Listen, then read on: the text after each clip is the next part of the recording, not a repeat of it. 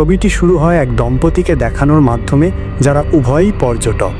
মেয়েটির নাম ছিল হায়দার, যে তার দলের সাথে অস্ট্রেলিয়ায় ঘুরতে এসেছিল, কিন্তু তারা অনেকক্ষণ ঘুমিয়েছিল, তাই দলটি তাদের ছেড়ে চলে গেল। তারা সমুদ্রের তীরে আসে যাতে তারা শার্ক এজ অভিজ্ঞতা লাভ করতে পারে, অর্থাৎ তাদের খাঁচায় পুড়ে পানিতে ছেড়ে দেওয়া হবে এবং তারা হাঙরটিকে খুব কাছ থেকে দেখার অভিজ্ঞতা পাবে। এখন যার কাছে তারা এসেছিল তার নাম টাকার, এবং সে এই হাঙরের অভিজ্ঞতার নাম দিয়েছিল টাকার এক্সপেরিয়েন্স। সে তখন সেখানে ছিল না, তাই দুজনেই তার এক বন্ধুর কাছে গেল, যে বলল যে তক্কর কয়েকদিন বিশ্রাম নিতে চায়, তাই সে তোমাকে অভিজ্ঞতার জন্য নিয়ে যাবে না। কিন্তু এর মধ্যেই টাকা নিজেই চলে আসে, তাকে খুব উৎসাহী দেখাচ্ছিল। সে বলে, আমি তোমাকে এভাবে না নিয়ে কি করে পারি, আমি অবশ্যই তোমাদের দুজনকেই অভিজ্ঞতা অর্জন করাবো। এরপর তিনি দুজনকেই নৌকায় বসিয়ে সমুদ্রে চলে গেলেন। সে তাদের বলে যে ছোটবেলায় আমি হাঙরের আক্রমণ থেকে বেঁচে গিয়েছিলাম, তার মানে আমি বেঁচে গেছি এবং এর চিহ্ন এখনও আমার শরীরে রয়ে গেছে। এটা বলার পর সে তাদের সেই চিহ্নগুলিও দেখায়। এখন সে সমুদ্রে রক্ত ছুঁড়ে মারে এবং তাদের দুজনকেই খাঁচায় পুড়ে জলে ছেড়ে দেওয়া হয়, যার ফলে অনেক হাঙর তাদের চারপাশে আসে এবং এটি তাদের হাঙরের বয়সের অভিজ্ঞতা, যেখানে তারা হাঙরটিকে এত কাছ থেকে দেখতে উপভোগ করে। তারা এই বিষয়েও খুশি ছিল যে যতক্ষণ না ব্যক্তিটি আতঙ্কিত এবং ভীত না হয়, ততক্ষণ হাঙর রেগে যায় না বা আক্রমণ করে না। দুজনেই খুশিতে জল থেকে বেরিয়ে আসে। টাকারকে ধন্যবাদ জানিয়ে তারা চলে যেতে যাচ্ছিল, ঠিক তখনই টাকার তার আসল রূপ দেখাল। হঠাৎ সে হায়দারের বন্ধুর ঘাড়ে ছুরিকাঘাত করে এবং তাকে আবার পানিতে ফেলে দেয়। এটা দেখে হায়দার সাহায্যের জন্য জোরে চিৎকার করতে শুরু করে, কিন্তু সমুদ্রের মাঝখানে তার কণ্ঠস্বর শোনার মতো কেউ ছিল না। আর এখন টাকার একটা শয়তানি হাসি দিয়ে তার দিকে তাকাতে শুরু করে। এরপর দৃশ্যপট বদলায়, আমরা জেফ নামে এক আমেরিকান মেয়েকে দেখি, যে একা সমুদ্রে সার্ফিং করে। সে মানুষের থেকে দূরে থাকতে পছন্দ করে এবং তার একটি বড় ক্যাম্পার ভ্যানে থাকে।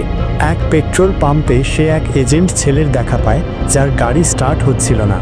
জেফ শুরুতে সাহায্য করতে রাজি না হলেও ছেলেটির জেদে তাকে লিফট দিতে বাধ্য হয়। তারা দ্রুতই বন্ধু হয়ে ওঠে, কারণ দুজনেই সার্ফিং ভালোবাসত। তারা একসঙ্গে সময় কাটাতে শুরু করে এবং ছেলেটি দ্রুতই জেফের প্রতি গভীরভাবে আকৃষ্ট হয়।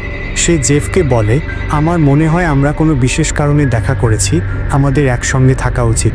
কিন্তু মুক্তমনা জেফ এক জায়গায় বাঁধতে চায় না। ছেলেটি যখন রান্না করতে যায়, জেফ তখন ভ্যান নিয়ে চলে যায়। সমুদ্র সৈকতে পৌঁছে জেফ সার্ফিংয়ের জন্য প্রস্তুতি নেয়, কিন্তু তার সার্ফ বোর্ডের পাখনার দরকার হয়। সে পাখনার খোঁজে কাছে পার্ক করা একটি ট্রাকে যায়। ট্রাকটিতে ছিল টাকারের। টাকার তাকে পাখনা দিতে দিতে কথোপকথনের মাধ্যমে জানতে চায় জেফ একা আছে কি না। জেফ স্পষ্টভাবে উত্তর না দেওয়ায় টাকার বিরক্ত হয়ে চলে যায়। ঠিক তখনই জেফের সেই বন্ধু তাকে ছবি পাঠায়, যেখানে দেখা যায় তার খাবারের ছবি। জেফ ফোন করতে চাইলেও তার অনুভূতি দমন করে যোগাযোগ প্রত্যাখ্যান করে, যা ছিল তার সবচেয়ে বড় ভুল।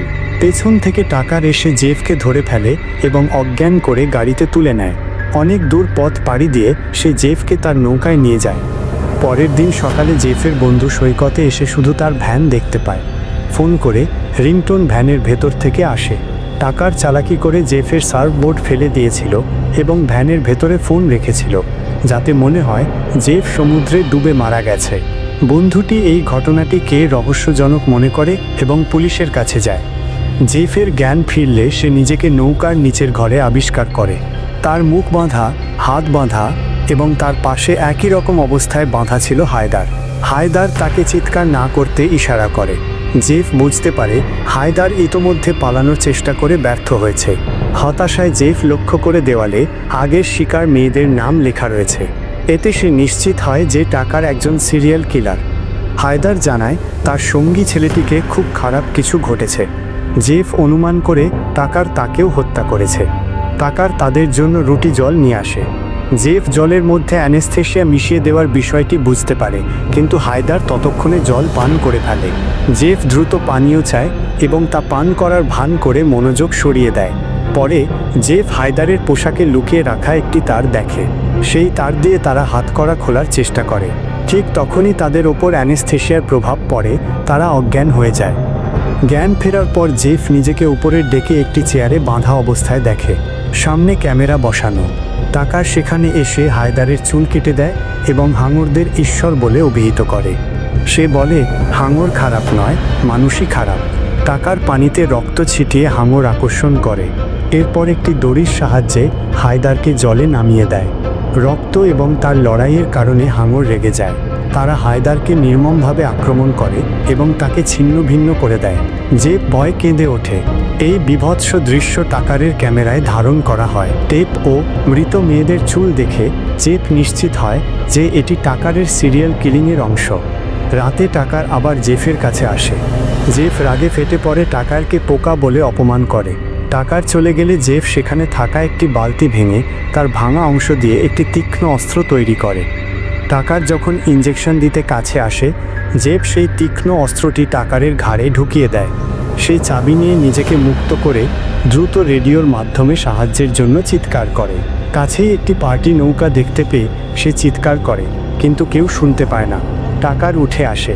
জেফ তার ক্যামেরা ছিনিয়ে নিয়ে জলে ফেলে দেয়, তারপর নিজেও ঝাঁপ দেয়, কিন্তু জলে সে অজ্ঞান হয়ে যায়। টাকার তাকে ধরে আবার নৌকায় ফিরিয়ে আনে। ক্যামেরা নষ্ট হওয়ায় টাকার জেফকে খুন করবে না এই ভেবে সে জেফকে বেঁধে রেখে নতুন ক্যামেরা আনতে তীরে যায়। জেফের বন্ধু সিসিটিভি ফুটেজে টাকার এর ট্রাক দেখে এবং টাকার্স এক্সপেরিয়েন্সের লোগো চিনতে পেরে নৌকার ঠিকানা খুঁজে পায়। সে ফোন করতে করতে ভেতরে ঢোকে। জেফ তাকে দেখতে পেয়ে খুশি হয়। এদিকে উপরে এসে টাকার ফিরে এসে জেফের বন্ধুকে ধরে ফেলে। পুলিশের কাছে কল গেলেও কিছু বলার আগেই টাকার ফোন ভেঙে দেয়। লড়াই হয়।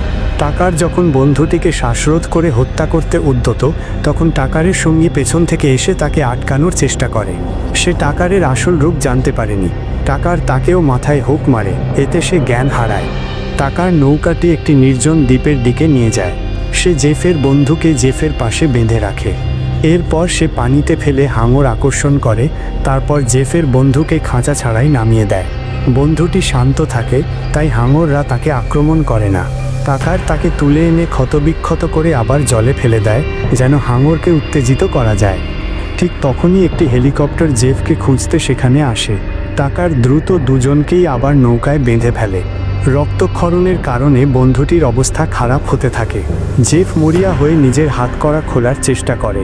সে সফল না হওয়ায় এক অবিশ্বাস্য সাহসের সঙ্গে দাঁত দিয়ে নিজের বুড়ো আঙুলের বাকি অংশ আলাদা করে দিয়ে অবশেষে নিজেকে মুক্ত করে। মুক্ত হয়ে জেফ টাকারকে ফাঁকি দিয়ে নৌকা চালাতে শুরু করে, কিন্তু টাকার বেরিয়ে এসে সিস্টেম বন্ধ করে দেয়। জেফ জলে ঝাঁপ দিয়ে সামনের একটি দ্বীপে যাওয়ার চেষ্টা করে, যেখানে একটি বিয়ের অনুষ্ঠান হচ্ছিল, কিন্তু তার রক্ত ঝরার কারণে হাঙর তার পিছু নেয়। টাকার ছোট নৌকা নিয়ে তাকে ধাওয়া করে। দ্বীপে পৌঁছানোর আগেই টাকার তাকে ধরে ফেলে এবং আবার নৌকায় ফিরিয়ে আনে।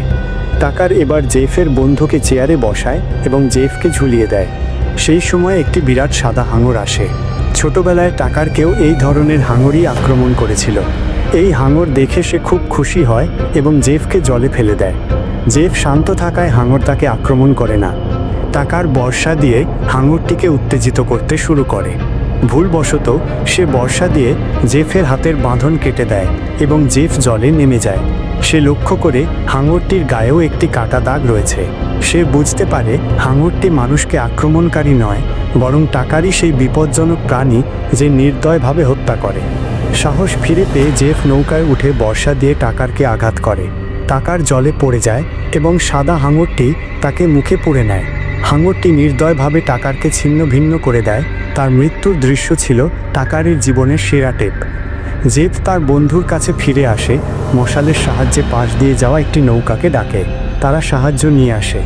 জেফের অদম্য সাহস এবং উপস্থিত বুদ্ধির কারণে সে তার ও তার বন্ধুর জীবন রক্ষা করে। গল্পটি শেষ হয় জেফ এবং তার বন্ধুর উদ্ধারের মধ্য দিয়ে। এই গল্প মূলত দেখায় যে মানুষই প্রকৃতির আসল শিকারী হতে পারে এবং বাঁচার জন্য কতটা মরিয়া হওয়া যায়।